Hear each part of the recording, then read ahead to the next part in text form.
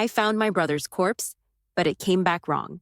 The day I found my brother's body still haunts me, not just because of the way it happened, but because of what followed. It was a hot summer day, the kind where the air feels thick and suffocating. I had been trying to reach him for days, texting, calling, even showing up at his apartment, but there was no response. I didn't know it at the time, but he was already gone. I went to his apartment that afternoon, feeling a knot tighten in my stomach with each step. I had this sinking feeling that something wasn't right. Something had happened to him. When I reached his door, I knocked, waited, but still nothing. I tried the handle, and surprisingly, it opened. It was a small, dusty apartment with barely any furniture. The place always smelled like stale pizza and old books, but today, it smelled off. I stepped in, calling out his name, but there was no answer. My eyes scanned the room, looking for any sign of him, but the only thing I noticed was how eerily quiet it was. I walked toward his bedroom, heart pounding in my chest, and that's when I saw it. My brother's body lay on the bed, sprawled awkwardly, as if he had just collapsed there. The air in the room seemed colder, heavier. I could see the faintest hint of a bruise on his neck, but it didn't make sense. My mind raced with questions. Why was he alone? Why didn't anyone find him sooner? But I couldn't think straight. My stomach churned as I reached for my phone to call 911. When the paramedics arrived, they confirmed the worst. He was dead. The police arrived soon after to investigate, asking the usual questions. But there was something strange about the whole situation, something that unsettled me deeply. My brother had always been in good health, a little rough around the edges, but not the type to just pass away like that. The bruise on his neck didn't add up either. It looked almost deliberate, like someone had strangled him. But there was no sign of a struggle. I was left in the apartment alone while they processed the scene, and that's when it happened. As I stood by the window, gazing out at the bustling city below, I heard a faint sound, a shuffling like footsteps. I turned, my heart racing. At first, I thought I was imagining things, but the sound grew louder, and it was coming from his room. I stepped forward cautiously, but the sight that greeted me when I opened the door would haunt me for the rest of my life. When I opened the door to my brother's room, my blood ran cold. The body was no longer where it had been. It wasn't lying on the bed like I had last seen it. No, it was sitting up now, propped against the pillows, its head turned toward the door. I froze in place, my heart thundering in my chest. For a split second, I thought I was hallucinating. My mind was scrambling for any logical explanation, but nothing made sense. I took a step closer, my feet heavy as if the room had suddenly turned to lead. My brother's eyes were wide open, staring blankly at me, but they looked wrong. There was something unnatural about the way his pupils were fixed. I couldn't tear my gaze away. My skin crawled. The bruise on his neck was now more pronounced, darker, and spreading. It looked fresh, as if it had deepened in just the few minutes I had stepped out. My breath caught in my throat as I backed away, unsure of what was happening. This was impossible. He couldn't be alive. He couldn't be. I turned quickly and stumbled backward, knocking over a chair in my rush to get out of the room. The sound of the chair hitting the floor felt like a thunderclap in the silence. I spun around, half expecting to see something move, to hear a voice, but everything remained eerily still. I grabbed my phone from my pocket and dialed 911 again, my fingers shaking. The dispatcher answered, her voice calm, but I couldn't explain myself properly. I was babbling about my brother's body moving, about his eyes being open. She told me to stay calm, but how could I? I was starting to feel dizzy, my surroundings blurring. Was I losing my mind? Maybe the grief was clouding my judgment. Maybe this was some sort of weird trick of the mind. But when I finally found the strength to go back into his room, I saw it. His body was back in the same position as before, lying on the bed, still, lifeless. There was no sign of movement, no sign of anything unusual at all. It was as if the last few moments had never happened. But I knew they had. I had seen it with my own eyes. I stumbled backward once again, now too terrified to make sense of anything. I needed answers, but no one would believe me. The paramedics and police would think I was just in shock. Maybe I was. But deep down, I knew what I had seen. Something was terribly wrong. And then came the worst part. I heard it again, the shuffling. And this time, it was coming from inside the walls. The sound of shuffling grew louder, more distinct, and it was coming from within the walls. My heart raced in panic. I couldn't understand it. There was no logical explanation for what was happening. I turned and looked at the closed door to my brother's room, my body frozen in place, every muscle tense. The shuffling continued, like footsteps, but muffled by the walls. A deep sense of dread filled me, and I stepped away, instinctively backing into the hallway. I needed to get out of there, to get away from whatever was happening, but my legs felt like lead, and I couldn't tear myself away from the sound. I glanced over my shoulder, almost expecting to see someone or something emerging from the shadows. The apartment was silent again, but the sound continued, as if it was getting closer, creeping toward me from inside the walls. The hairs on the back of my neck stood up. Then, the most chilling thing happened. The door to my brother's room creaked open. At first, I thought it was just the wind, but I knew it wasn't. The door had been closed, locked even. I hadn't heard anyone approach, and yet it opened slowly, with a low, grating sound that made my pulse spike.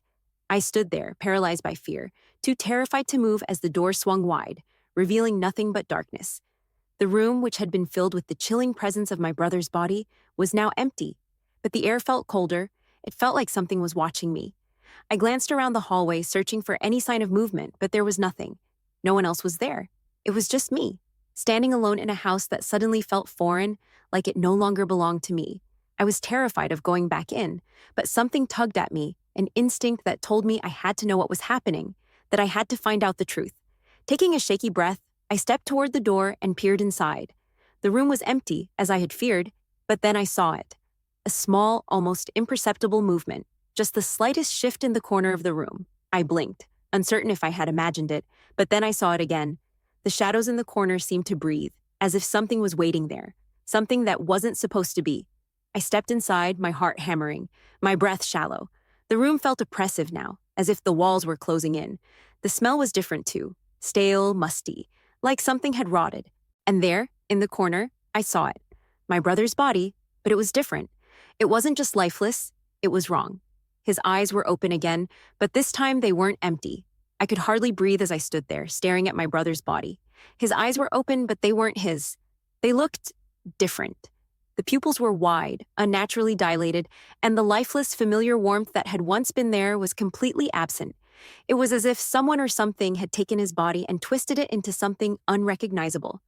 I couldn't explain it, but I knew what I was seeing was not my brother. My stomach churned with dread as I took a step back. The shadows in the corner of the room seemed to flicker, as if they were alive, shifting with an almost organic movement. I fought the urge to run, to escape the room, but something held me there, something I couldn't explain. I stepped forward again, eyes locked on my brother's corpse. The air felt heavy, charged with an energy that was foreign, wrong. I could almost feel it, the oppressive presence of whatever was now inhabiting his body. My brother's mouth, once calm, now twitched ever so slightly. I wasn't sure if I had imagined it, but I could have sworn I saw a faint smirk pulling at the corners of his lips. My blood ran cold. This wasn't my brother. It couldn't be.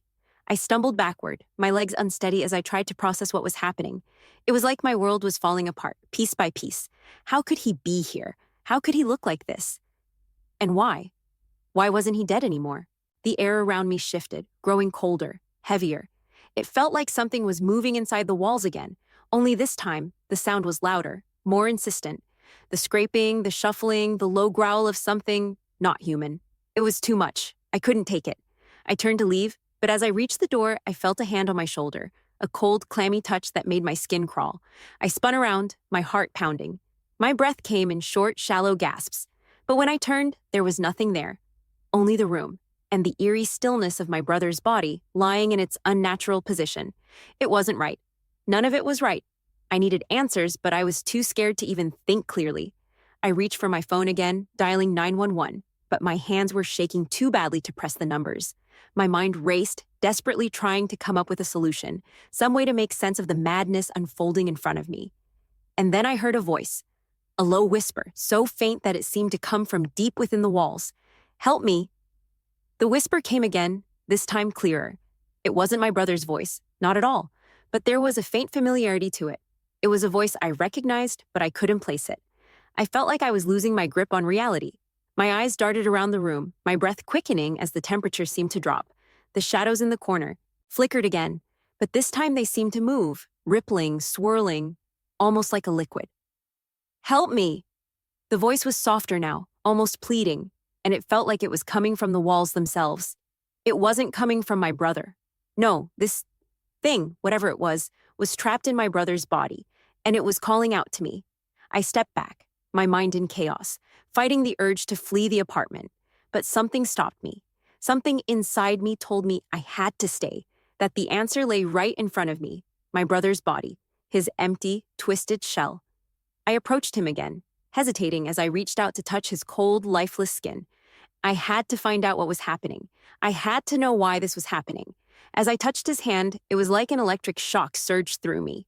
The room seemed to pulse with a terrible energy, and I stumbled back, gasping for air. His eyes twitched again, and his lips moved. I didn't mean to... The voice was weak now, distant. Help. Me. My heart hammered in my chest. It was him.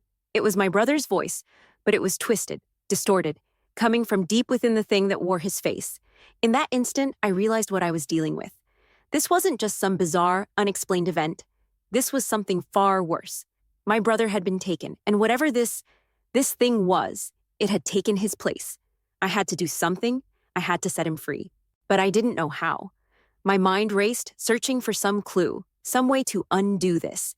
And then a thought hit me, a memory from a long-forgotten conversation I'd had with my brother about an old family legend. It spoke of a ritual, a way to reclaim the lost souls of the dead. But it was dangerous. And it required something terrible. There was no time to think. I had to act. I grabbed the old book from the shelf, the one I had almost thrown out years ago. I flipped through the pages, my hands trembling, until I found it. The ritual. With no other choice, I began the incantation. The room trembled, my brother's body jerked violently, and then everything went black.